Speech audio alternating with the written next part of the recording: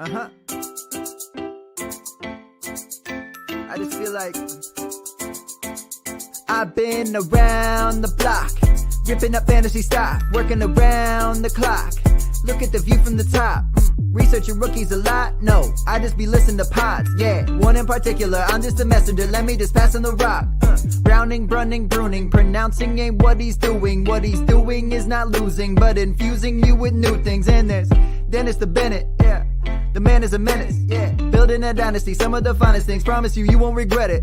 Sly as a fox, cultured in pop. Give him his props. Here is a thought, here is a box. And you cannot compare them at all, so don't even try. Careful with the news, but when you use a take, I take up Tony Fire. I mean Dyer, because anyone else is a huge mistake. Whoa. Fantasy round table, fantasy round table. Yeah. Fantasy round table, come take a look at the crown, baby. Hey, fantasy round table, fantasy round table. Woo. Fantasy round table, come take a look at the crown, baby. Go.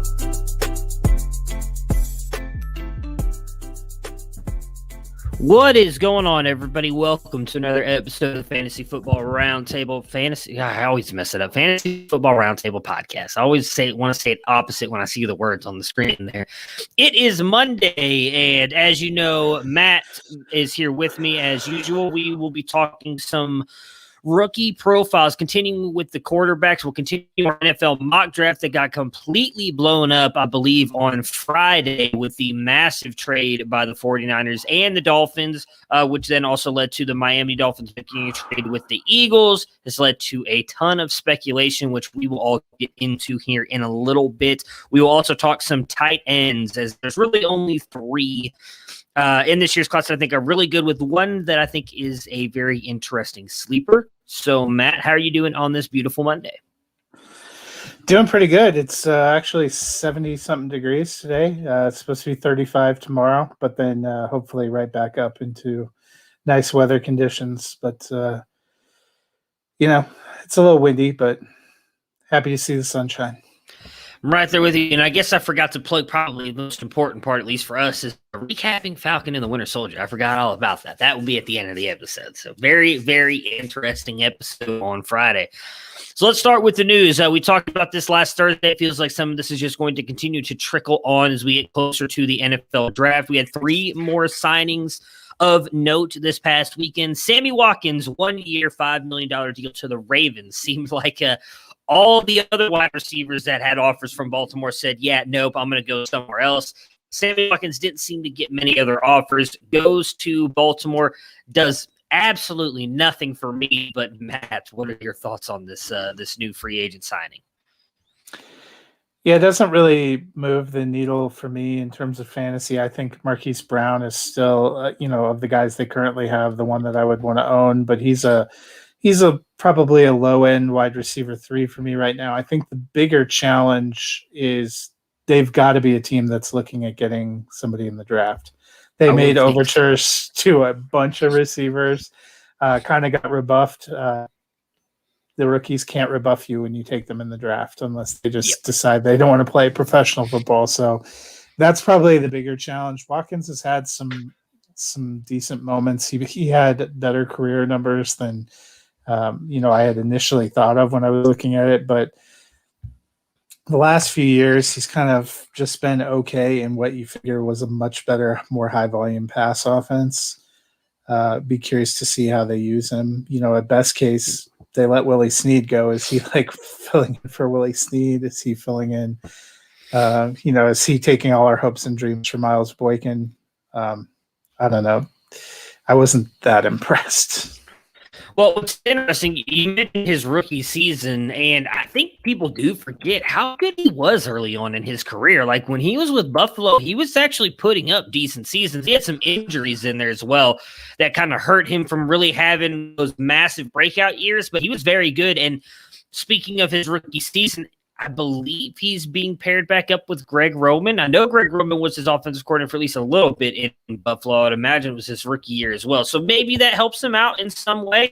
You mentioned all the other wide receivers rebuffing the Baltimore Ravens there, and I think some of that just goes to, I think they think the same thing we do. And are they going to be able to get the ball that much from their quarterback, which I find very interesting. Now, nobody's actually come out and said that, so we don't know if that's the actual reason, but I feel like if you read the tea leaves, that's exactly why these wide receivers aren't going there. So definitely at least an interesting signing for them, gives them another wide receiver outside of Hollywood Brown. But I think really him going there just continues to solidify that Mark Andrews is the best wide receiver on the roster, and he's not even playing that position.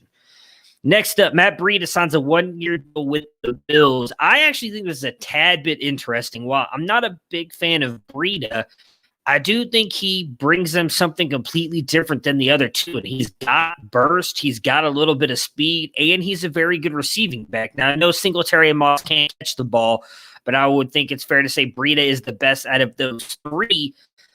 Yet he goes into what is likely going to be considered, I would say, a four-headed monster with the way that Josh Allen runs at times, and they tend to use him down at the goal line. So what kind of fantasy value do you foresee with Matt Breida in 2021? Yeah, that's the thing. Josh Allen, 25 rushing TDs in 3 seasons. So you have to always, I think that caps the ceiling for any of them. To me, Breida going there kind of just muddles the value of the running backs in general. Devin Singletary was a guy I know both you and I liked, thought might take a step up. He actually played 16 games, started 16 games, and had a worse season than the year prior when he was splitting with Gore.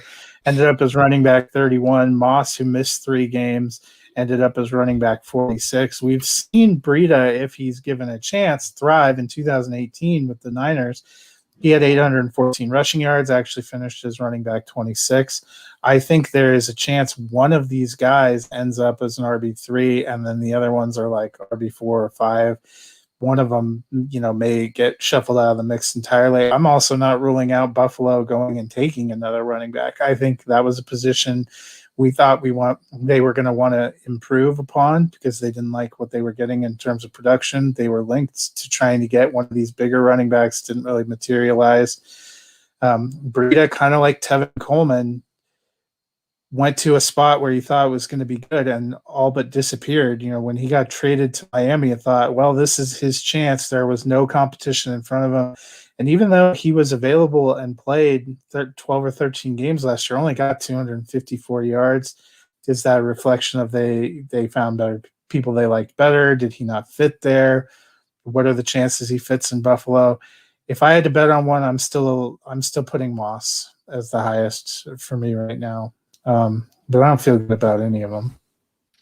Yeah, I'd be surprised if any of them finishes an RB2. I think the way that they're all going to probably cannibalize each other, I would give Breida maybe a little bit of a leg up just because he has a receiving ability, but and maybe it's just because of the way Singletary and Moss were. We didn't see Allen check down that much on the running back to begin with. It was mostly going to Cole Beasley, which I think led to Cole Beasley having the year he had. So I'd be curious to see if any of them really do that well. And it's hard to lean on Breida because of how many injuries he's dealt with throughout his last couple of years as well. So and you're talking about even Singletary. I want to. I just don't know.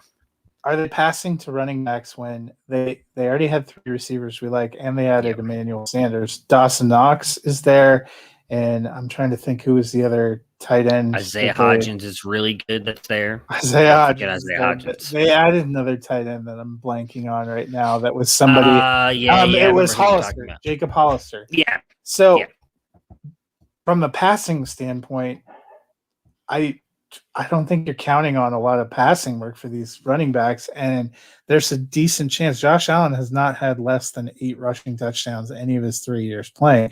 Even if he scales back to 7 or 6, that's a brutal loss of points for running backs. So, all combined, they might end up running for the 3 of them might end up rushing for 1,400 yards and catching 40 passes. But when you split that up 3 ways, and they also have to split a pool of 8 touchdowns, you're going to be lucky to be RB3. Yep. All right. The last signing here, Leonard Fournette goes back to the Bucs on a 1-year, $4 million deal that brings back all 22 starters on the Super Bowl winning team for the Tampa Bay Buccaneers. Your thoughts on Fournette? Playoff Lenny, Lombardi Lenny, going back to the Buccaneers. I'd be so curious if Fournette took less money in a 1-year deal because he wants to win a title again, because I thought for sure after what we saw in the Super Bowl there was going to be a team that would have a bigger offer For Fournette. Supposedly, Seattle offered him like a 2-year deal, so I can't imagine it was like $1 million for each year. I mean, he got a 1-year, $4 million deal. I would imagine Seattle's had to have been higher. I want to say there was another team that was rumored. I don't know if they ever offered him. Yeah, and I know they said Miami had looked at them, the Cardinals had looked at them. I wonder, too, if Fournette decided, hey, I could have a chance to maybe run it back and go for a Super Bowl title and then go into free agency when there's maybe going to be more money out there. We've seen a lot of these guys take nominal money 1-year deals probably just to give themselves a chance to come back out in a better year. From a fantasy perspective, this crushes probably Keyshawn Vaughn the most. It's hopeful that he might carve out a bigger role, but I would wager that they're going to do what they did with Ronald Jones and Leonard Fournette. The real question is, what does the split end up being? Ronald Jones ended up being the much better regular season player last year. He had 978 yards. He was a higher finisher. Fournette, for as great as he was in the playoffs after Jones got injured, wasn't a huge factor a lot during the regular season. He ended up with 6 rushing touchdowns, which probably boosts what you think about him, but he only had 367 yards, I think. If that split ends up being closer to even, this could be another situation where you have maybe one of them's a low-end RB2 and one of them's in the RB3 range. I think it caps the value for both, and then Vaughn, it's another year of waiting to see if those shares mature into anything, unless they decide to use. It's interesting. I guess we should have read the signs that they aren't ready to give a big role to Vaughn, because they were way in on James White until he went back to the Patriots. So maybe Fournette, they're going to use. He was their best pass receiving back last year. They talked about him as their super third down back. Either way, to me, it hurt Vaughn the most, and it caps the ceiling for the other two. Yeah, I would say if you can, trade for Vaughn now, because I still think he's got a lot of upside, and I think it's going to be a major part of that offense moving forward. But he definitely, outside of an injury to Rojo or Fournette, I think has, unfortunately, zero value this year. At least he doesn't have LaShawn McCoy in front of him anymore. That's true. It still hurts, though. I think I drafted him last year, one of my main leagues at the 12th pick, and I was super thrilled about it, and now it's just like... Well, at the time, it looked like it was going to be him and Ronald Jones, and that was some of the excitement about coming into this year. Hey, the only good thing I'll say is Keyshawn Vaughn is the only of the 3 running backs that's under contract in 2022. Ronald Jones is in the final year of his rookie deal. Fournette came back on a 1-year kind of low money deal. It's not like they've made huge long-term investments. Tampa Bay seems very focused on trying to win the Super Bowl again in 2021, which makes perfect sense, and that probably makes more sense to go with the known quantity. All right, so let's talk about the NFL. Oh, I'm sorry, we're going to go rookie prospects first. We're going to save the mock draft. So we talked about our quarterbacks, our top guys, the guys that I think we all believe have real NFL upside on Thursday's episode. You can check that out. Dennis was with us. We gave our top 5. Give me yours again. Am I pointing the right way? Wrong way. Yeah, wrong way. I have Lawrence at 1, Fields at 2, Wilson at 3, Jones at 4, Lance at 5. I had Lawrence at 1A, Fields at 1B, because I just want to put Fields above him, but I can't, even though I think I should. Lance at 3, Mac Jones at 4, Wilson at 5. I know Dennis was somewhat close to mine. I cannot remember what his was. I believe he had Mac Jones at 5. I remember that. No, he had Mac Jones at 4. Too. I think he was the same as you. Was he? I thought he had Wilson above Jones. I think he did. He might have been the same as me then. Yeah, he had Lance at. He does have. I remember he had Lance at 3 because he said that. I believe his thing was Lance. He thinks Lance and Wilson are very close. I could be wrong, but I'm almost positive that's the way that he. Yeah, you're right. So he must have had Jones at 5. We all had the same top 5, and we all had the same top 2. So moving forward from that, and again, if you guys want to listen to our thoughts on those guys, go in. We went pretty in depth with all 5 of them, talking about the reason we see some of the guys differently. There's a next group of quarterbacks. I'll be honest, there's one that intrigues me, one that I think clearly, at least in my opinion, has a future as a very good NFL backup, and I don't really care about the rest. But I'll read off the names of kind of the next group because a lot of people, including guys like my favorite analyst, Phil Simms, ranked one of these guys at like quarterback 2 at one point during his process, which was Kellen Mond, which I don't understand, but it is what it is. Kyle Trask out of Florida, Kellen Mond out of Texas A&M, Jamie Newman technically out of, I'm going to say Wake Forest because he did not play for Georgia last year. The last time he was on the field was with Wake Forest. Ian Book out of Notre Dame and Sam Ehlinger out of the University of Texas. For me, the guy that I talked about, I believe, has a career as likely an NFL backup as Kyle Trask. And it's weird saying that because I actually had him fairly high early on with the way he was playing with Florida. More time I was able to go back and look at him.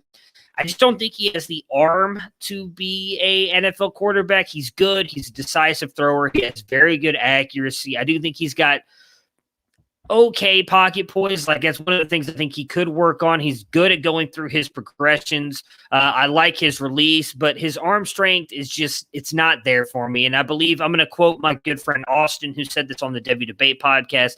He throws a very catchable ball. The problem is it's also very catchable to the defense. It's one of those that he kind of just throws it up there, and it looks beautiful, but it's not quite has the zip on it that you need to make sure it gets to your wide receiver. So I do think, obviously, if you go back and look at what he did this year, he put up phenomenal numbers, but when it comes down to it, I just don't think he's going to have enough to be a everyday NFL starter. I do think he's the guy, if he's on a team where quarterback gets injured, he'll come in and be able to win you games. He's not one of those backups you're going to throw in there and it's like the season's over with. I have no doubt he's a guy who could pull a Nick Foles and go in there and win you games, maybe even take you on a nice little run. But overall, I don't think he's going to be a guy that's going to be a franchise quarterback, or even if he gets the starting job, he's likely going to be one of those guys that you're talking about as like the quarterback 30 through 32 every single year. So he's my 6th. And the last guy I'd feel really comfortable drafting in hopes that he does anything in the NFL. Who do you have at 6?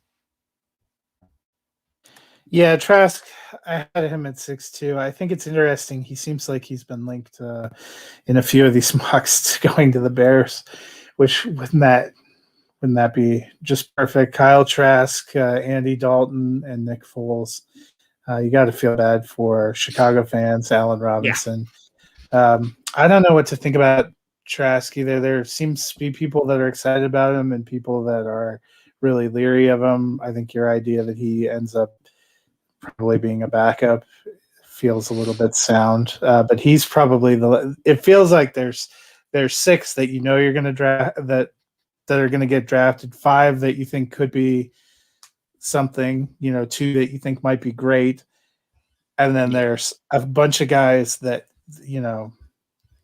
I loved the if people are interested in listening to your guys' thoughts, I listened to your draft profile talking about Kellen Mond and Newman today. I thought that was fascinating. The other 2 that seem to be the most polarizing when you look around and look at people's rankings is Book from Notre Dame and Ehlinger from Texas. I was trying to look. I think ESPN has one of them as like the 7th quarterback, or they have Ian Book as their 8th ranked quarterback. But then I've seen other people saying he shouldn't even be in the top 10.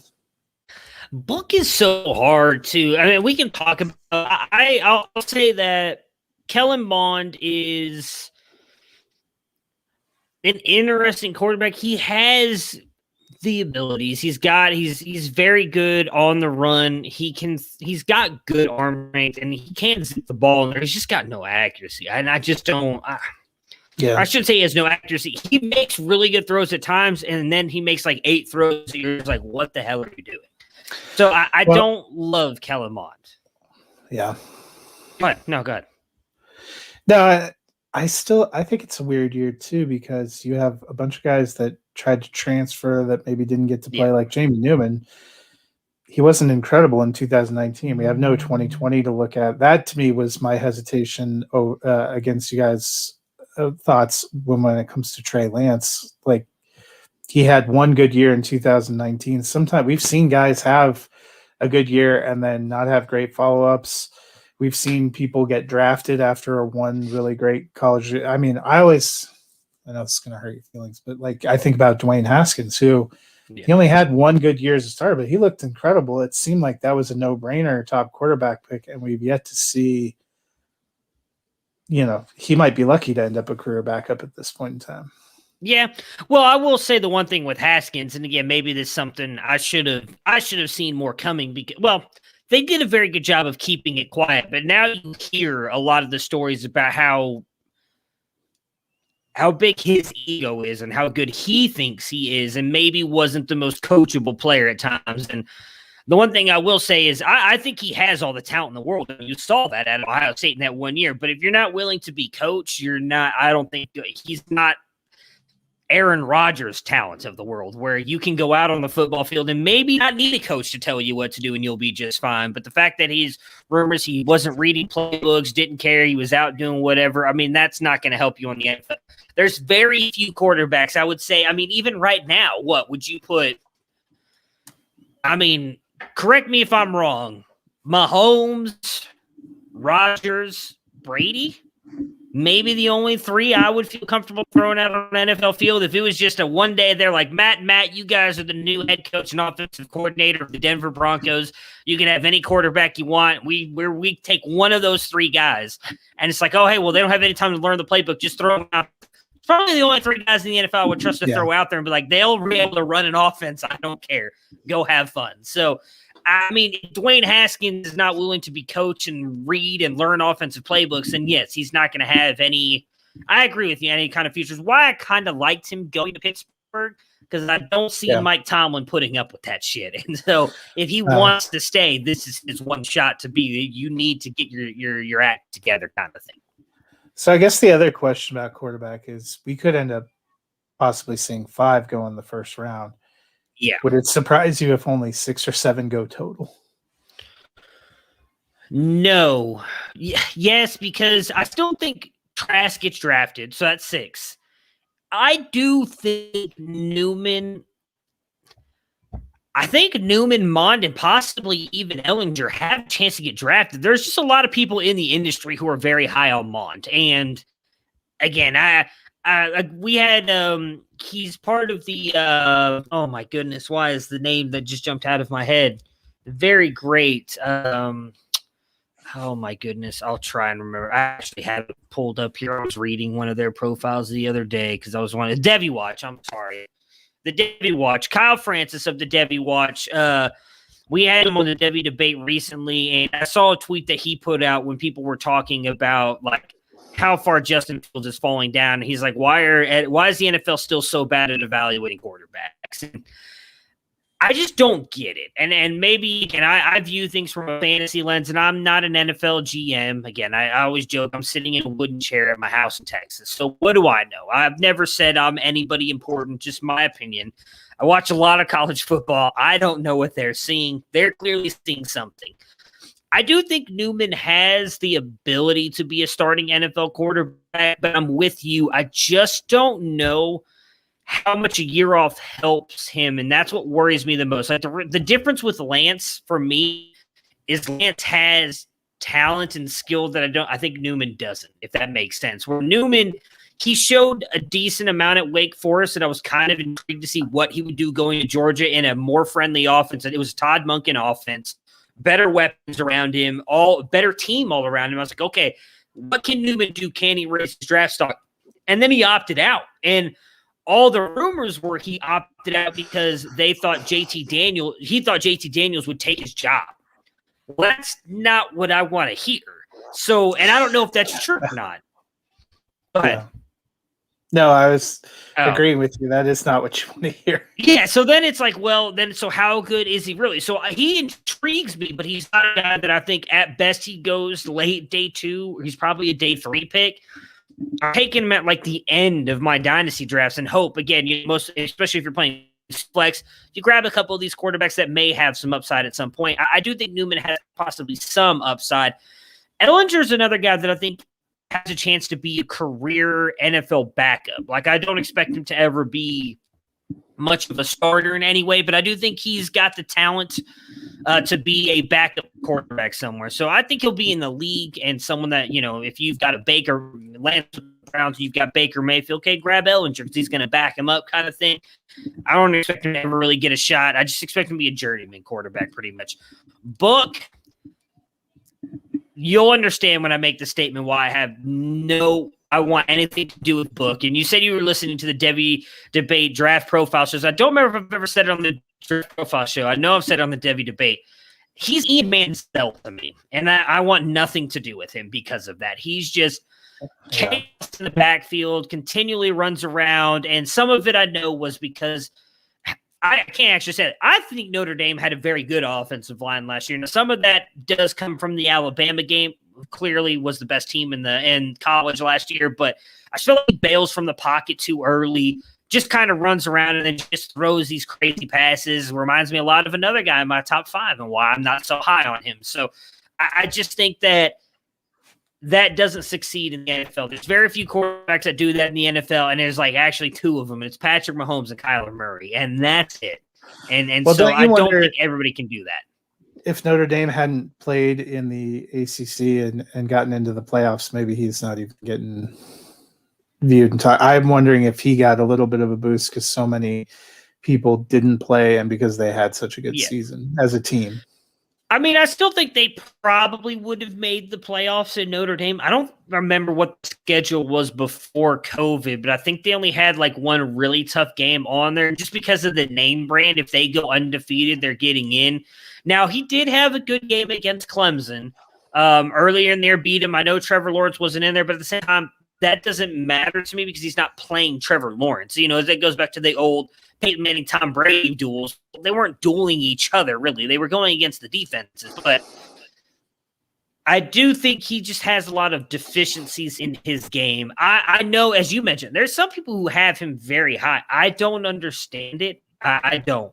Him and Kellen Mond are like the 2 of this group that I just don't see much of anything at the NFL level. So I don't know what I'm not seeing that these other people are. But, I was having a discussion about this in our Discord channel was I don't want to knock anybody because I imagine everybody has their own process, and I don't like it when people knock my process. It takes me a long time to come up with the discussions and the answers that I do for the prospects that I have, and I'm not sitting there looking at highlight tape. So I imagine a lot of these people in the NFL aren't either. So they came to their process the way they did. I will just agree to disagree because I don't see it. They do. And I've been wrong on quarterbacks before. I mean, trying to think of Sam Darnold, I thought was going to be a very good quarterback. He hasn't panned out. Still might be. I actually, when I think about it, the past couple of years, I feel like actually fairly good with my quarterback evaluations. I can't remember who I was. I think I was really only on those 3 guys last year, and I had Herbert above Tua. I had Burrow at 1. I don't think there was any other quarterbacks I was really in on. I was right so far on the Baker. That's the nice thing about this year's class. At least we have more than 3 options if you need to draft a quarterback in Superflex because. That's what it reminds me of that class. So what would that have been 4 years ago now? So the 2016 draft class, was that Baker, Darnold, Allen, Lamar, Rosen? Yes. 17, I think. 17? That one for me, I don't know if you can call it a victory or not. I had it Baker, Darnold, Allen, Lamar. Because they've played 3 years. Yeah. Okay. I did do the math. So, how many years have they played? 3. I had it when I did my final rankings. I was not with Dynasty Nerds at this point. I was with the site, I believe it's called Dynasty Guru. I was writing for Dynasty Guru and QB List, I believe, at this point. I finished with my final rankings as Baker, Darnold, Allen, Lamar, Rosen. And Rosen was the only one that I was like, I want no interest. I have no interest in him whatsoever. I did not think he was going to be good. And I remember because there are some very prominent Browns people who wanted the Browns to take him at 1. And I was like, I will stop being a Browns fan if that happens. I had wanted the Browns. I remember how much they wanted Denver to trade up to take Rosen too. And thank God. Yeah, I was all aboard the Baker train way before the news came out that they were going Baker. And I will say that while it may seem like I'm just saying this to say this, you can go back and look at my articles. I'm sure they're still available. I did say that I thought Allen and Lamar had some of the best upside in the class if they could figure out their passing. Now, Allen has done that. Lamar, in my opinion, has not. I know he had the one good year. I will continue to say if you watch the tape, he's on one wide receivers. So there's a little bit of a difference. But that was the last time we had 5 quarterbacks go in the first round, too. And it's shaping up. It looks like that for certainly. Seems like it's going to happen this year. I would be surprised if one makes it. I think they're going to go in the top 10. I really do.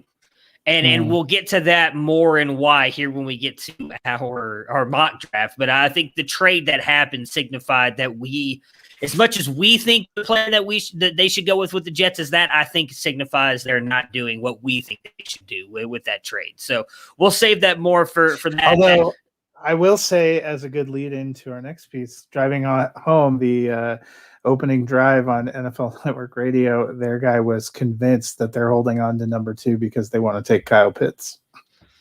Oh, dear goodness. I mean, I heard a little bit different thing on where Kyle Pitts was going that actually was in your favor earlier today as well. On I think the Bengals might do it. I'm telling you. That's who they brought up. They think that that's exactly where he's going to go. And I was like, well, hey, that's what Matt kept trying to tell us on last Monday's episode. So I've heard a couple of people say you really need these game changers at these positions, and Pitts can be a game changer at tight end. And while Penei Sewell is probably the best tackle, the gap between him and the second and third best tackle isn't as big as the gap between Kyle Pitts and trying to get another game changing tight end. Yeah, I will say that there's some decent tight ends in 2022. You're not going to get a Kyle Pitts level tight end until 2023, and that's Eric Gilbert. And Michael Mayer, I think, is very good too. So you're waiting a couple years. But speaking of Kyle Pitts, let's talk about the tight ends. Kyle Pitts is it. I mean, he is – I'm trying to think of – I mean, he's by far the best tight end prospect I have seen since I've done this. And I've only been doing this for like 4 years. So don't – I'm not – it's like I've been doing this for 40 years or whatever. But I know a lot of people want to knock him for his blocking. He is not as bad a blocker as people want to knock him for. He is a phenomenal route runner. He's got speed at the tight end position. He literally plays the tight end position as a wide receiver.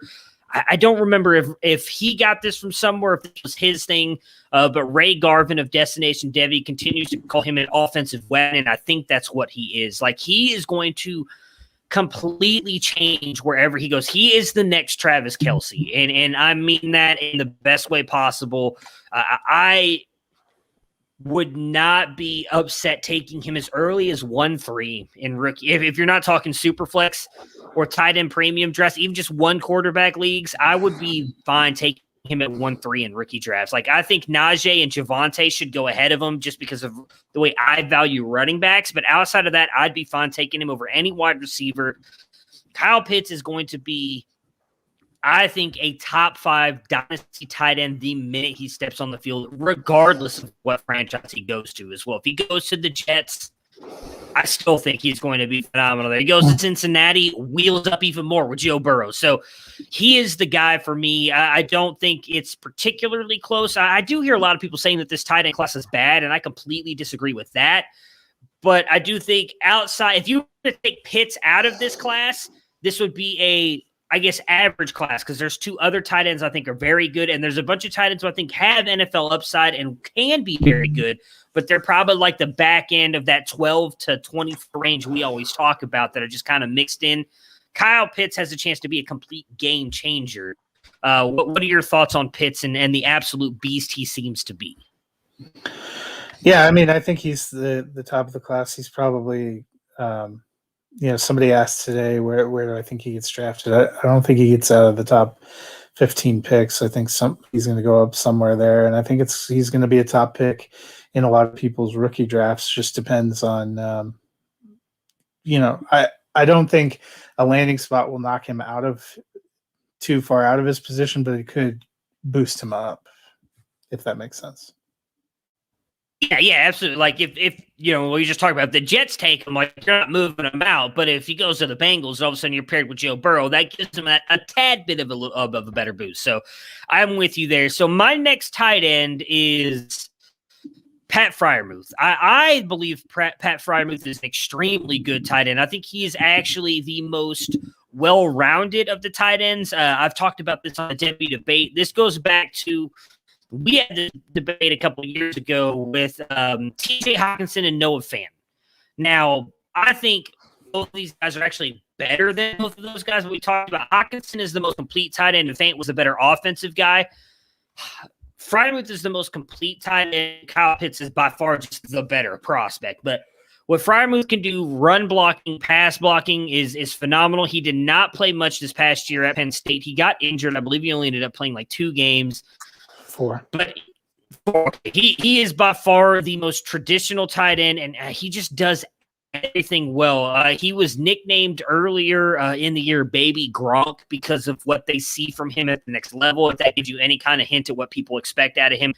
But he can catch, he can run. He's a great route runner. He takes a lot of pride in his run and pass blocking. So I think he's the guy that will be in line, but that won't, in my opinion, stop him from being a fantasy asset as well. He will likely go in the second round. Maybe he goes in the first round, but I don't think there's any way he falls out of the second round. And he is a guy that I will say as well. There's 3 guys in this class I think all have chances to be top 12 dynasty tight ends the minute they step on the field, and he is number 2 for me. Is he your number 2, or do you have somebody different? No, and actually, after listening to your profile, I'm kind of surprised. I liked the upside of Brevin Jordan a little bit better. So I have him 2 and 3, but I'm with you. It's like those 3 probably at the top, and then yeah. Well, some questions on Brevin Jordan, because I like Brevin Jordan a lot, but there's one thing I don't really like about him, and I'll tell you why after. I want to hear what you have to say on him. I just liked the potential. I know when I was listening to you guys, you were talking about landing spot could make a big impact there. I do agree with that. He's probably more landing spot dependent than Pat Freiermuth, but I liked the potential upside, I guess, is why I bumped him up a little bit more. I looked at a lot of different rankings. You see people going, it seems like those 2 are the next 2 basically in the tight end, and you see a lot of back and forth. I don't think you can go wrong either way. When I was initially making my guess, I don't spend as much time looking at film as you do, obviously, but that was the way I went, is having him 2 and Freiermuth 3. So I would be surprised if Jordan ends up being the better fantasy player because of what you just mentioned. If you watch his tape, you'll see why. I mean, he hurdles people. He's phenomenal after the catch. Like, that's my favorite part about Brevin Jordan is once you get the ball in his hands, he almost turns into like a running back wide receiver hybrid. Like he's very good after the catch. My biggest thing with him is I don't think he's quite the blocker that Pat Freiermuth is, which I wonder may not keep him on the field, although with the way NFL, really college is shifting, that may not matter as much as we thought it did, I guess is fair to say, because we see now tight ends that are not that good at blocking still stay on the field because they just use them and more in the offensive side of the game. Go ahead. It does feel like it's moving more toward, I mean, if a guy can block, that's a bonus, but they're looking more at tight ends as weapons, or you have your designated blocking tight end that you throw in for designated blocking, and then you bring the guy in who's going to catch passes. The other thing is what you mentioned that we did talk about on the profiles, and that's what scares me is I think landing spot matters more for Jordan than it does for the other 2. Because Freiermuth, I think, regardless of where he goes, because of what he can do, blocking, everything, will get on the field. Brevin Jordan, he can be used all over the field. I mean, I'm pretty sure I talked about it in that profile. I know I did it for Sleeper Wire. I talked about it. Like, they used him at running back. They used him at fullback. He lined up at wide receiver at times for Miami. Like, he can do everything. But if he doesn't go to an offense that wants to use him that way, then I am worried about what he can do at the next level. I'm pretty sure I commented to what I believed. I think you can get at a Jonnu Smith at the level. And we all know how big of a Jonnu Smith on this podcast.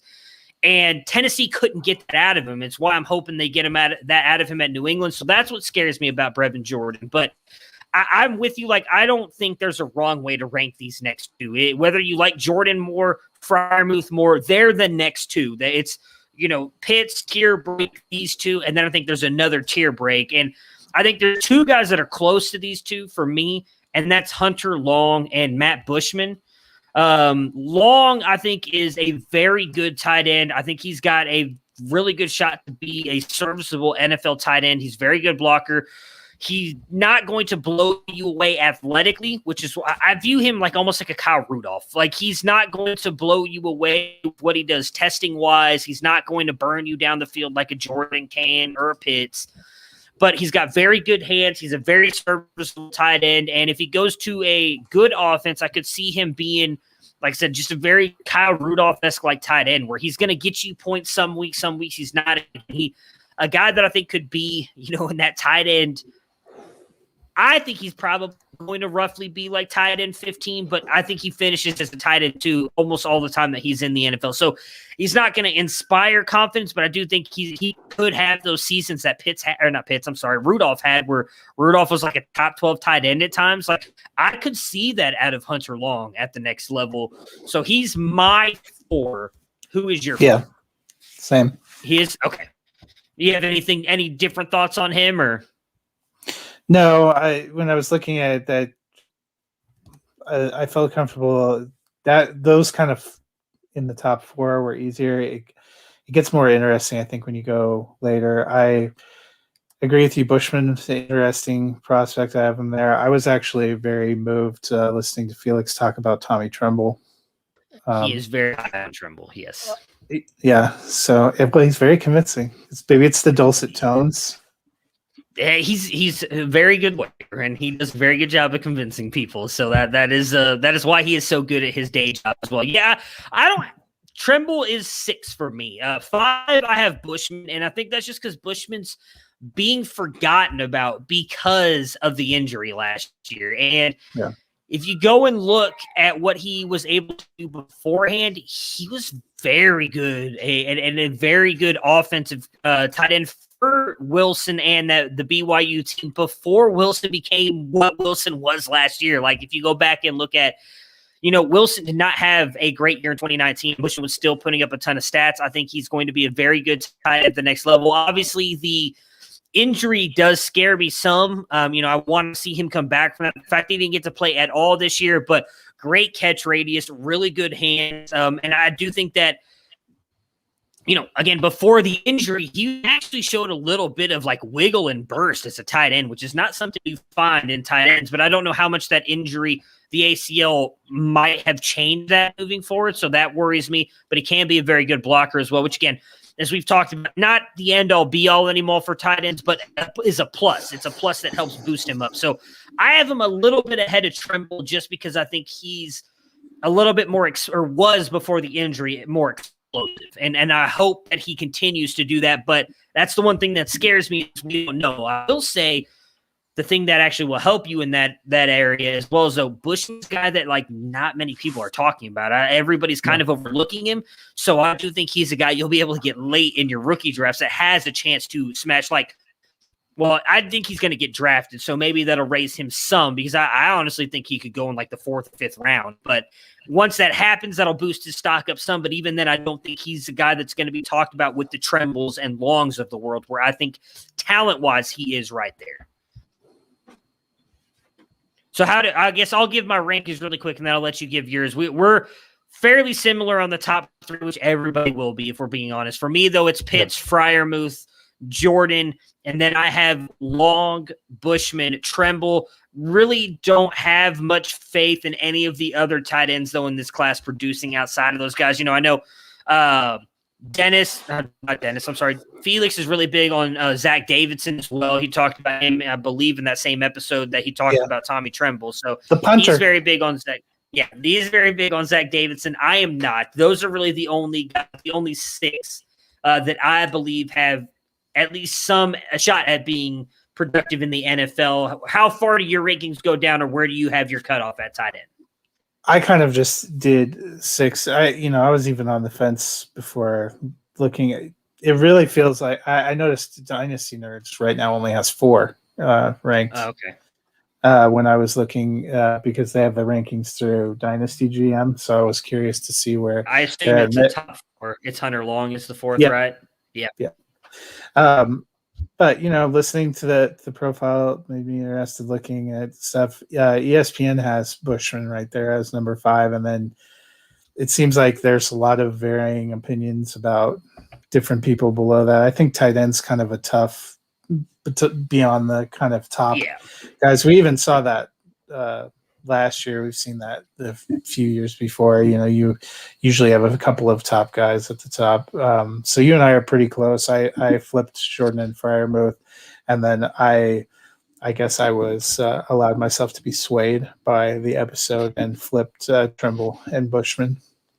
I will bring up Kenny Gamboa out of Ole Miss. I want to do more work on him, but he is another guy that I forgot about him. I do like Gamboa as well, quite a bit, but he's someone I haven't had the chance to look at as much as Tremble. I looked at Tremble for our episode with that, and then Bushman's just a guy because of me going back and looking at the 2019 Zach Wilson film because I wanted to prove to Felix that Zach Wilson's not quite as good as he thinks he is, that he stood out to me.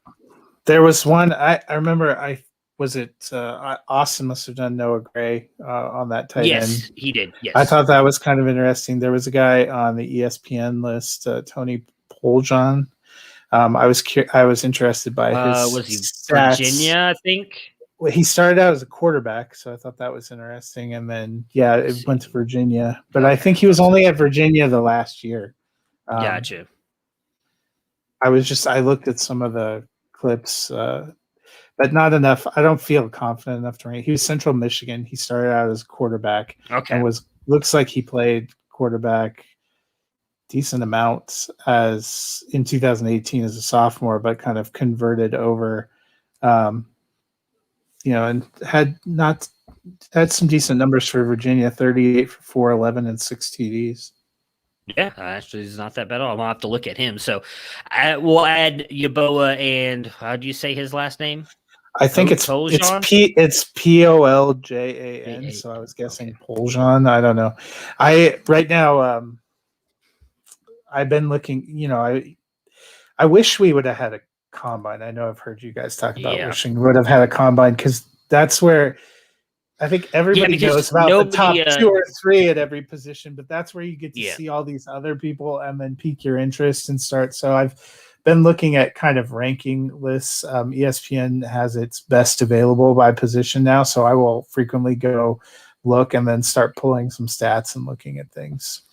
Yeah, because these pro day numbers and like all these wide receivers not running, everyone's running like a 4.4 flat or something like that. So it's, apparently John Ross is at everybody's school this year. Yeah, so it's hard to trust the pro day numbers. So, all right, we will now talk about the NFL mock draft. So we were through 12 picks. We were.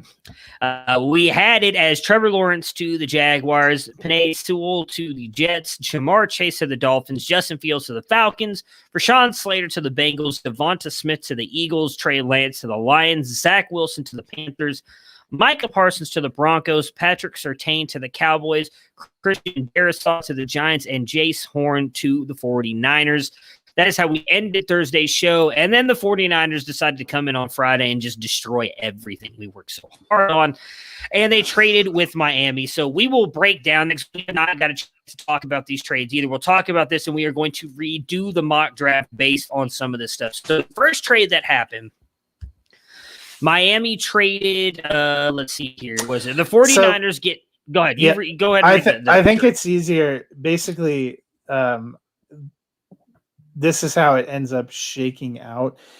So the 49ers traded to get the 3rd pick, and at the time gave Miami the 12th pick and a whole bunch of stuff. Miami then traded with Philadelphia to get the 6th pick. So they're now at 6, and Philadelphia dropped to 12. So in total, Miami ends up with the number 6 pick and the number 56 pick, 156 from the Eagles. They also have a 1st and 3rd round from the 49ers in 2022, and they got a 1st round from the 49ers in 2023. The 49ers only got the 3rd pick overall, but still pretty good haul for them. And then the Eagles got the number 12 pick from Miami, via the 49ers and the number 123 pick in the 2021 draft. And they also got a 2022 first rounder from the Dolphins. So it ends up basically, I believe it looks like Miami, because I think that 2022 first rounder was still Houston's first rounder, or might have been their first rounder, and they kept Houston's. I forget how bad that Laramie Tunsil trade it really was. Yep. But so basically, Miami has the number 6 pick and the 18 pick in this year's first round. They have 2 first rounders in 2022. They have 2 first rounders in 2023. The 49ers have no first round picks in 2022 or 2023. I am sort of wondering if the legal issues with Deshaun Watson, because they were really rumored to be offering a package that included 3 firsts, caused them to go, let's do that package and get a draft pick and know that we're taking something more stable. Because it certainly seems like that was a little bit of a surprise move. And then for Philadelphia, I think what really throws our mock draft off too is Philadelphia said they wanted to move up to 3, but only to get Zach Wilson. And they found out that wasn't going to happen for them. So they decided to move back. Now, it's unclear whether they're saying they found out that wasn't going to happen because the 49ers made a trade, or what most people think is because they got some kind of concrete indication from the Jets that Zach Wilson's going to be gone. So it certainly looks like the top 3 picks and probably the top 4 picks could all be quarterbacks. Yeah, I believe the Jets are taking Zach Wilson. We talked about it a little bit too on that I was listening to NFL radio and they were bringing up the fact that multiple GMs were talking about the fact that they thought it was almost a foregone conclusion that the Jets are actually going to take Zach Wilson. So we're going to redo our draft now. I will say that, for me personally, I think the 49ers make that trade for, as you mentioned, they're coming up to get a quarterback. They're not coming up to get Kyle Pitts. They're not coming up to get Sewell. You make that move. You give up that capital because you believe there's a franchise quarterback here. We'll save the discussion on who we think that is when we get to the pick. So let's go. We'll start it back up here. This will be hopefully our final one. We won't have any other massive bombs dropped on us, but you never know. Till Carolina moves up to number 4. We are a month away at this point from the draft, so we'll see. So we're going to start it over, and Trevor Lawrence is still one for all 3 of us, so we will keep him there. The debate now comes in at 2. I've been on record saying that I think that they should go Sewell. It just doesn't seem like that's what they are going to do. It really does seem like they're going Zach Wilson. So I don't know who Dennis put on here. Did he put Zach Wilson as well? He only put a difference. He only put a player. A different opinion. Different from what I put. So then him and you were both thinking that he goes Zach Wilson. So I can't disagree with that based on the trade and the rumors of what came out. So we're going to now go Zach Wilson at 2 to the New York Jets, which gets us to 3, and kind of the thing that has set Twitter ablaze the past couple days since the trade has happened, especially today, or I'm sorry, not today, tomorrow at 1:00 Eastern time is the Ohio State Pro Day, where Justin Fields will be throwing, and word is that Kyle Shanahan and John Lynch will not be there. So a lot of people believe that means they're out on Justin Fields. It has also been reported that they already know Justin Fields very well based on I can't remember the name of it, some quarterback camp that they've already participated in have a report on Justin Fields, and they know what they think of him. So I think that the report that they're not going, and that means they're taking Mac Jones because they are going to Mac Jones Pro Day, is a little bit overblown. That being said, the next 3 are Justin Fields, Trey Lance, and Mac Jones. You have someone different, and so does Dennis. So give me who you have you believe the 49ers are taking at 3 and why. Yeah, I think they already went to Trey Lance Pro Day. They did, and yes. were reportedly pretty blown away by him, and I believe they went to that Pro Day before they made the trade. Yes. There are a lot of people. I've told you. I guess I'm more concerned because of the sample size and the layoff, and I don't know, and the competition level. I don't know exactly how incredible I feel about that, but there are a lot of scouts that really like Trey Lance. I know you like him a lot. I think we all thought Justin Fields was a better option, but I can see for the 49ers. I just think that's where they're going. Mac Jones is not a bad quarterback. I'm telling you. I think in that. But trading up to 3 to take Mac, I don't know. So here's what I'll say on that. Now, I do not think that they're trading up to get Mac Jones. I really don't. Especially because I think you probably could have gotten Mac Jones where they were. That's another reason why I don't think that they're trading up. Or they wouldn't have to trade up to 3, in my opinion, to get Mac Jones. So I don't think that it's Mac Jones.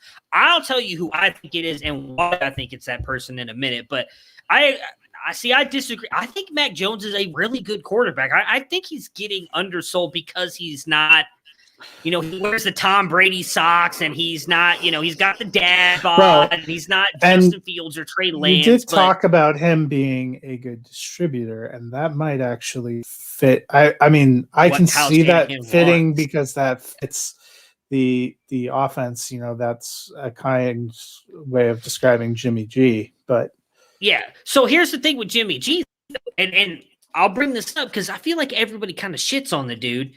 If you actually look at when he's been on the field, he has been he's been a top quarterback. And it's weird to say that because you don't think so. But if you look at his stats, he's been a top quarterback whenever he's on the field.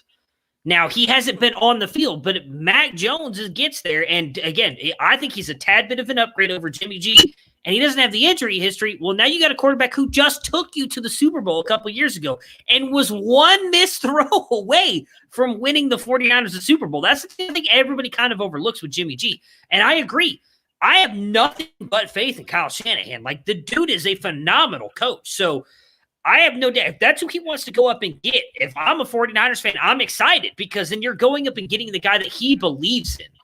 So I don't disagree with you. The Niners defense took him to the Super Bowl, but Jimmy G was one throw away from winning them that Super Bowl because that offense was playing good. And I understand that we've talked about it before. Kyle Shanahan builds the way he does the running game is nobody else does it that way. And everything he's learned from his father and everything is clearly shown how great that he is. But Jimmy G is also, if you look at what he's done statistically, been one of the most accurate passers and a very good quarterback when he's on the field. So I cannot knock Jimmy G. That being said, I believe the reason they traded up to 3 is because they want Justin Fields. And the reason I think they traded up to 3 is because I think that's who Atlanta was going to take. And you had to get ahead of Atlanta if you wanted to get Fields. I do agree with you, Matt, that while I think Lance has a ton of upside, and the reason I think they could go Lance here is you have Jimmy G for one more year. You're not cutting him in this year based on the salary cap, but next year you can dump him for no dead cap. Lance needs at least a year. So if you do trade up to here and you take Trey Lance, I can sit him for a year. You think you can sit him for a year, assuming Jimmy G stays healthy, and then he's wheels up to go. I think, though, the reason you trade all the way up to 3 is because you think Atlanta is going to take Fields, and that's who you want. Because I don't think at 3 Miami's going quarterback, and I don't think Atlanta was going to take Lance personally. I think if Fields was on the clock, that's who Atlanta was taking. You might jump up to block Carolina. Maybe. Well, but that's what I'm saying. Like, I think that's why they traded up to 3, though, to jump Atlanta, because you had – was it Cincy? I mean, I think Cincy would have been willing to I don't know about who's the next. Was it Detroit? Let me pull up my thing. Yeah, Detroit 6 would have been – no, it would have been – No, 6 was Philly. Philly was Philly. Detroit. See, I don't think Philly was taking a quarterback either, and I think Philly was clearly willing to trade down once they found out they were not going to get Zach Wilson. See, they aren't taking a quarterback now, but it seems like they were interested in taking a quarterback. That's right. Well, they were trying to move. They wanted Wilson, to get Wilson, but then they found out that wasn't going to happen, so they seemed more than willing to trade down. So I don't know. I guess we're going to go Fields here because that's where me and Dennis are going. But I know, PJ, we think that the Jets are taking. All the rumors are pointing to them taking Wilson. That's why the Eagles decided to trade back, was that they were trying to move up to get Zach Wilson, and it doesn't seem like that's going to be able to happen now, so that's why they decided to trade back. And we've talked about, there's a lot of people saying now, where there's smoke, there's fire. There's too many people saying that the Jets that are in love with Zach Wilson and want to take him for it to just be a rumor now at this point. I think that that's likely what's going to happen. So we have them taking Wilson. We'll keep it on record that Matt believes that the 49ers are taking Lance, but I will side with Dennis here that I think they're moving up to take Justin Fields. And I think that is the better quarterback at this point, because I think, in all honesty, if Justin Fields goes there, I think he could beat out Jimmy G and win the starting job this year, and automatically, and that turns that 49er team we already think could be a Super Bowl contender look even better with the quarterback like Justin Fields at the helm. So that puts Atlanta on the clock here, and I think this actually works perfectly for Atlanta. I mean, we talked a little bit about it. Dennis was hesitant to put Justin Fields here because of the way they restructured Matt Ryan's contract. We talked a lot about that on last Monday's episode. With the way they restructured his contract, they can't get out of it for at least 2 years. So clearly they believe a little bit in Matt Ryan. I think Sewell is the perfect fit here. Yeah, I was going to say, if Fields goes at 3, I think Atlanta takes the best tackle because they don't have an offensive line. Exactly. So I think them in Cincinnati, unfortunately for Cincinnati, because I think Cincinnati would love Sewell to fall to them. But I think there's no way he doesn't go here. I don't think Pitts goes here. Pitts is, in my opinion, the best player on the board at this point. But they have Hurst. Doesn't make sense for Atlanta. Yeah, it just doesn't make sense for the offense. I think Pitts is going to go next. Again, they can't block. So yeah, they can't block. So Sewell to Atlanta, which then leads us to what Matt has been saying since the beginning. Pitts is a game changer, and we have Rashawn Slater going here beforehand. Based on the way the board fell the first time, I feel like it's a tad bit of reach here. Yeah. You've got Kyle Pitts. I don't think it's a need for them as much as other people do. But I wouldn't be surprised if they do it. You mentioned it last week, and I talked you out of it. We went Rashawn Slater. It just seems like it's the Bengals thing to do to Kyle Pitts. I don't think they need him. A lot of mocks are starting to turn that way too, which tells you that there's starting to be some rumblings that the heart wants what the heart wants. So Kyle Pitts, and who both you and Dennis put? No, I had Penny Sewell going there because we didn't have him going above, and Dennis didn't change off of that. But I think if Sewell ends up making more sense to Atlanta if Fields is gone. I don't think that they take Mac Jones at 4. I think Atlanta will take a quarterback if the right guy is there, which Fields makes sense because of a hometown guy. I think they would have done that. I don't think they would take Lance or Jones there. I think they'll take a tackle, in which case, with your best tackle gone, even if you were waffling between those two, the decision gets made for you if you're Cincinnati. Yeah. All right, so now Pitts to Cincinnati, which puts Miami on the clock. They get to drop back and still get the best wide receiver on the board in Jamar Chase and pick up the extra pick. So they may. I'm not sure they do take Chase. Okay, why not? I changed my mind. I think they may take Jalen Waddle. Interesting. Okay, why Jalen Waddle over Chase? Dennis had Kyle Pitts, which if we have him gone to Cincinnati, that's out. I think that they weren't sold on Chase being the guy they wanted, and that's why they were more willing to drop back. I thought you made some good points that Waddle might fit to his play style better and as a guy he's more familiar with. It could end up being kind of like last year where we all thought CeeDee Lamb was the best receiver, but Jerry Jeudy ended up being the first one to go.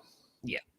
Because all right, of the fit. I won't disagree with you. There's a lot of people who are saying that they think Waddle could be the first wide receiver taken. I would go Chase here, but we'll go Waddle. I've got no real issue with it. I don't love it, but I did say that I thought he'd be the better fit in the offense with Tua than Devonta Smith and Jamar Chase. So we will put Waddle here.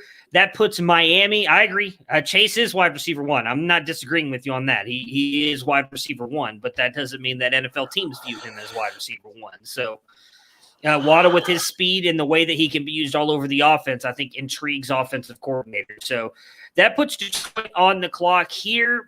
Wide receiver, cornerback, offensive tackle, and QB.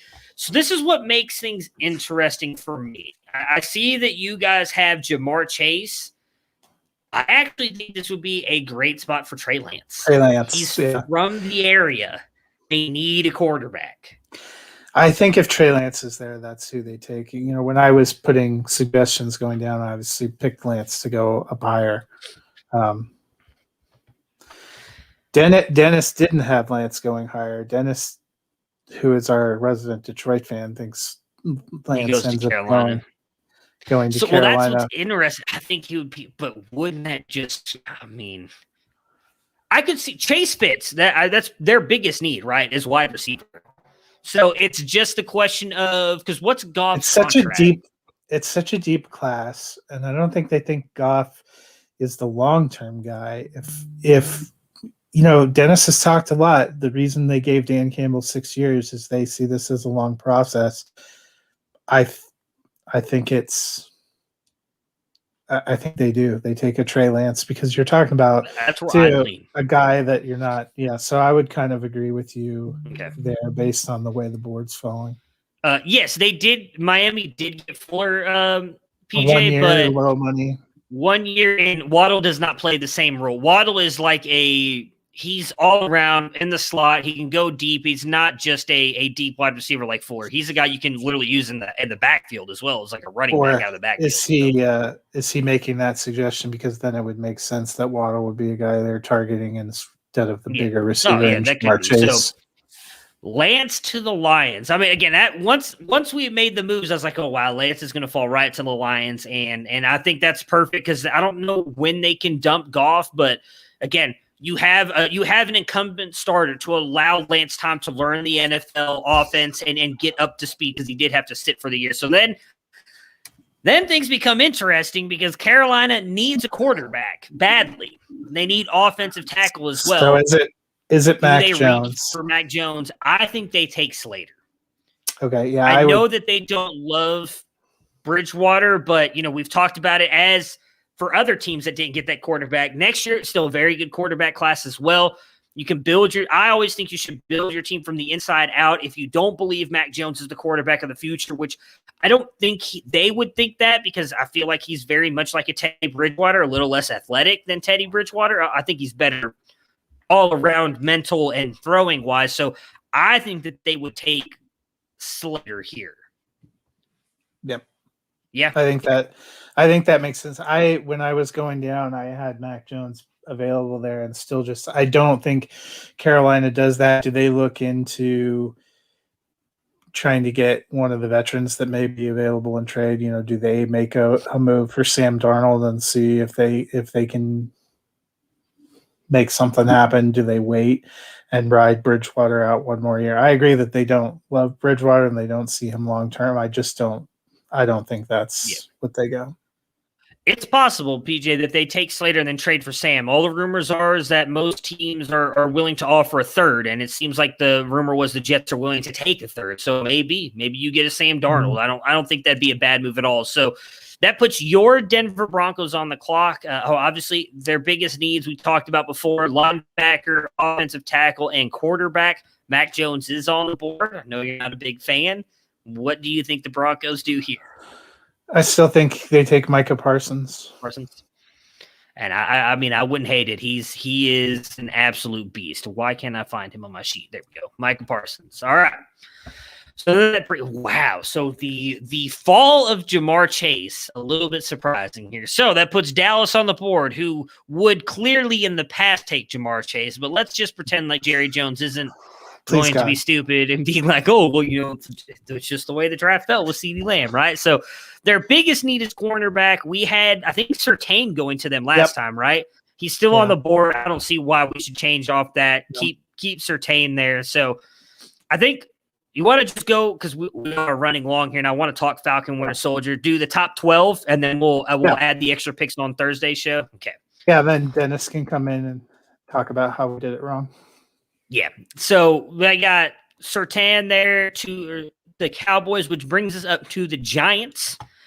Edge at tight end and linebacker here. And a lot of reports have come out this week that they're targeting taking an edge rusher. So because I know Dennis had thought that they might take a tackle, and that's where we had gone in the initial one. I had thought that edge seemed like the most logical. It seems like he's guessing that they're going to go edge there too. That seems to be the report now, is that they're looking for a pass rusher.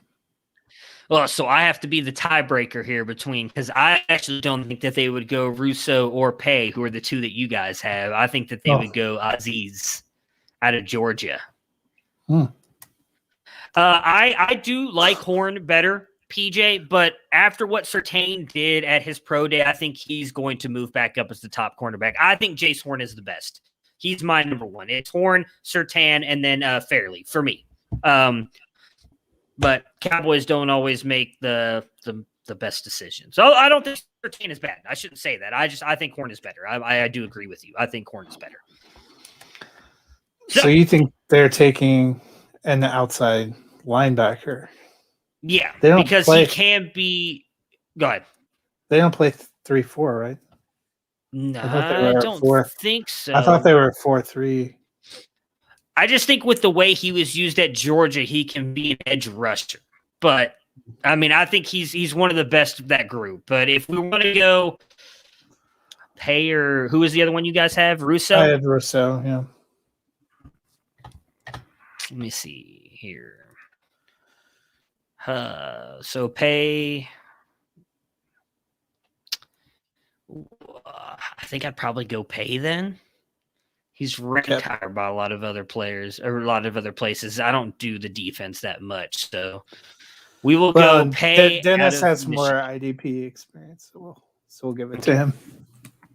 All right, so then let's go Pay here from Michigan to the Giants. The last pick for today, I think, falls perfectly. It's got to be Jamar Chase for the Eagles. Yeah, wide receiver, tight end. Pitts is gone.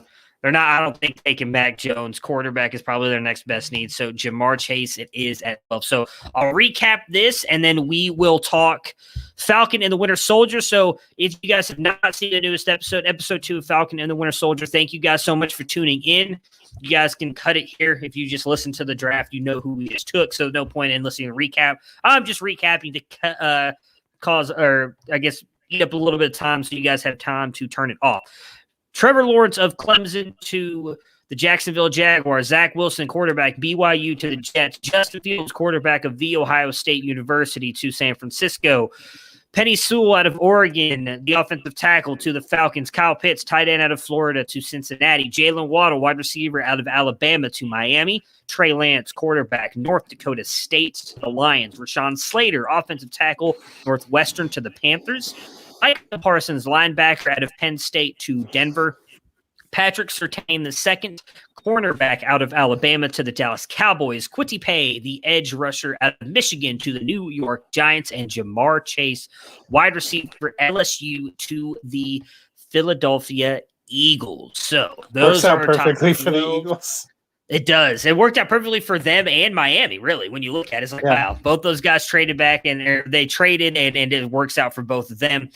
So let's talk Cap, because Cap was a major part of this episode. Falcon and the Winter Soldier.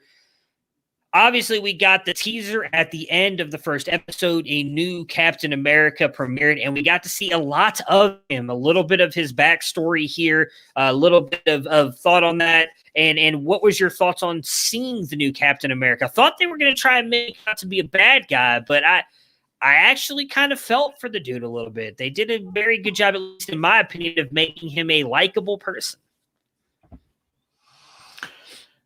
I'm going to say, so you and I probably differ there. I loathe the character.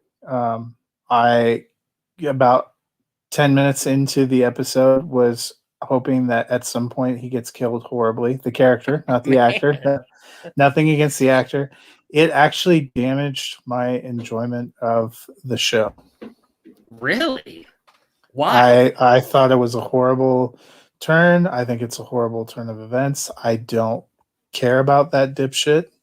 I did not care for the way he came in and his interactions. I'm not convinced he doesn't end up being an unintentional bad guy.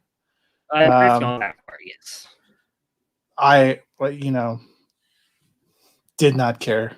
Did not care for him. Did not care for that big festival. And this is coming from somebody who actually doesn't really like Captain America in the MCU in general. Especially whenever they did, Iron Man or Captain America, that's not a choice for me. It was right. I'm right there all with the way. So I did not have any love for Steve Rogers, but I was, I guess, a little bit like Bucky in the show, completely rankled by seeing him, completely rankled by his character. We ended up having an appointment we had to go to, but my wife wanted to stop watching it in the middle. I had no qualms stopping the episode, and we came back to it a day and a half later. I thought it was a really good episode, man. We are going to disagree on this. So the reason I liked the portrayal of Captain America by, I don't remember the new guy's name, but it's Kate Hudson's brother. That's all I can remember. It's Kurt Russell's Wyatt Russell. Oh, I mean, like in the TV show. I don't know. I'm not. Oh, yeah. Real name. Remember. Yeah, I don't remember his name in the show. The reason I liked it is because of exactly what you just said. They've set him up to fail from the beginning, in my opinion, because we care about Falcon and Bucky. And they do not like this. And it's understandable, right? Steve Rogers was, you could call him a brother to both of those guys with the way, obviously, what Bucky went with him and everything back when they were young through World War II. And then throughout the Captain America movies with him and Sam, what they had to go through, the way they fought together, became, technically outlaws together at one point, multiple times, actually, after what happened with Hydra and then after what happened with the Civil War. So I understood them not liking it. I felt like the actor handled it in a good way and the show handled it in a good way. This guy not necessarily wanting to be in this role, but at the same time, it's one of those things where if that were real and they came to you and like, hey, we want you to be the new Captain America, that's probably something that's hard to turn down because as they mentioned it, that's what the world needs. They need a new symbol. So I agree with you that it's not great for them, for Bucky and for Sam, but I think it's a very interesting story to weave in here to show you how much really Captain America meant to them. And that's the way that I viewed it. Was they even tried to work with him a little bit, and we saw toward the end, and that's where I agree with you that I think he's going to unintentionally become a bad guy. He's like, then stay out of my way. I think that's where him and I don't know the other guy's name, Battlestar, right? Yeah, is that it? He was less enjoyable, but yes, I agree with you on that part. I think that they are going to, in a way, kind of become, and I think that's why they're going to eventually go away. Like that's where Captain America is not going to be. It's not going to be him anymore. Yeah, because Sam's going to take the shield. Yeah, for whatever happens. But I do feel for the character in the show because I feel like he doesn't necessarily want to do it, but he's doing it. He's trying to make the best of the situation, knowing that, hey, these two guys aren't going to like it, yet he still shows up, tries to help them out, tries to work with them multiple times in the episode, knowing like these guys aren't going to like me, but I'm trying to do my best here to, be Captain America, give America something to look forward to. So that's the way I viewed it. Like, I don't love the situation either. I don't think they should have replaced him, but I think that's what makes it interesting because they add that little wrinkle into the show, and knowing that all the fans of Captain America are going to hate it because everybody loves Chris Evans. Like, I don't know if you saw this interview. I think it was I saw Geek Vibes Nation just put it out. I don't know if they were the one that did the interview where they were interviewing Chris Evans and they asked if he could play any other role in MCU, who would it be? And he said it would have been Iron Man before RDJ came along because now he is Iron Man. Like he's like, there's nobody that can ever take that role. And I agree with him on that. I also kind of agree about him with Captain America, like with the way he's played the Steve Rogers role. I don't know if they can ever really replace Steve Rogers. I feel like he's handled that very well. So I think they knew in doing this, they were going to create a lot of hate and a lot of vitriol because nobody wanted to see Captain America replaced. But I think that's what makes the show so much better. So I didn't hate it from that aspect because I feel like that's what they want is for you to hate him. And I feel like, well, he handled it very well so far in the show. I agree with you. I think he's going to move and become some sort of villain that requires him to get the shield back and all that other stuff. I just felt like the way the second episode was crafted in particular, they were trying to give you backstory and make him a sympathetic character, and I'm not having it. Well, I did feel sympathetic for him, so it worked at least on my part because I agree. Like that because they need to do that because everybody's going to hate him from the jump. As soon as we saw the end of episode 1, everybody's like, "Fuck this guy! Who is this? Get this guy out of here!" So you want him to be a little bit sympathetic because, as I mentioned, I don't think he wanted to do it, but it was an opportunity. One of those things you can't pass up. So,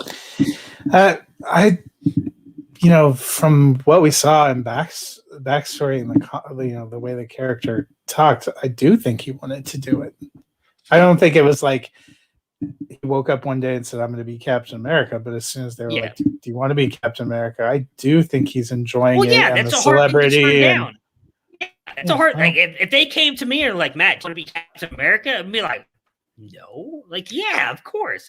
Wear the Star Spangled Banner, throw a shield, beat up bad guys. I mean, it's hard to say no to that. That's my point. But he even has that exchange in the locker room where he's like, "How did I get here?" Like, he's like, "Is this really right?" And Battlestar tells him it's part of the job. So like, that's the whole thing. Like, I do think he has some regrets, but yeah, when you're going out on a stadium full of hundreds of thousands of people cheering you on as a new Captain America, it's probably hard not to get a little bit excited about that. Like, hey, they love me, because you probably think people aren't going to love you because you're not Steve Rogers. So I think it worked really well in the episode, in my opinion. I thought it was great. I loved the second episode. We do get to see a lot more of Falcon and Bucky, though, and you do get hints that they've been working together a little bit here in the past, and you get to see a lot more of the team up, the great little buddy cop stuff with them. I thought their interactions the whole episode were hilarious, was awesome, what we've been waiting for. What was your takeaways from that part of the episode? Yeah, I mean, I thought that's the part that worked the best. I think I had paused somewhere in the middle, and when we came back, with Sim introducing Sam to the guy who was a super soldier a long time ago, and then when they end up in their therapy session together, I thought that was a lot of fun. And at the end when they set out on their own, having to solve things, and it sets up a great for next week that they're going to have to go, and try to reconnect with the villain from Civil War. Yeah, that is definitely going to be interesting, and I believe, obviously, because I did see the one trailer where it showed him with his mask on. I'm wondering if he does not have a larger role later on. It's the reason why I hate seeing extra trailers, because I didn't want to know that part of it. But that being said, could be a flashback too.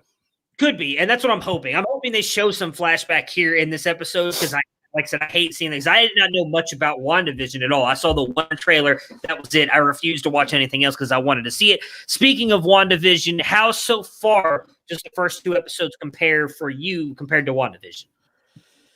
I thought the first episode was good, but a touch slow. I'm not kidding. The new Captain America, and that it damaged my enjoyment. I am not anticipating this one as much as I did WandaVision. Maybe it'll get there. It has time to grow and go back. But there was a mystery, and I just think Paul Bettany and Elizabeth Olsen are probably a little bit better actors. And the whole setup was a little bit more fun.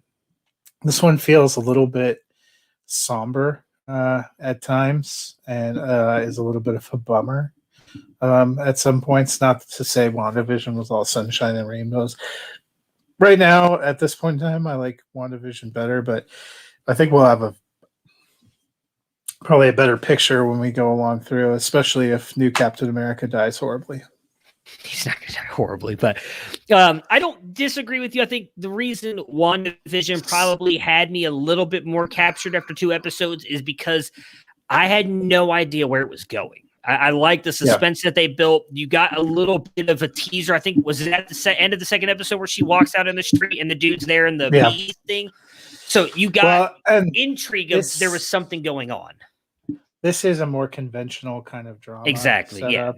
It's feels more like what we've seen in, especially the Captain America movies. That Captain America: The Winter Soldier very much felt like a spy thriller, and this sort of feels like you're kind of going that same way.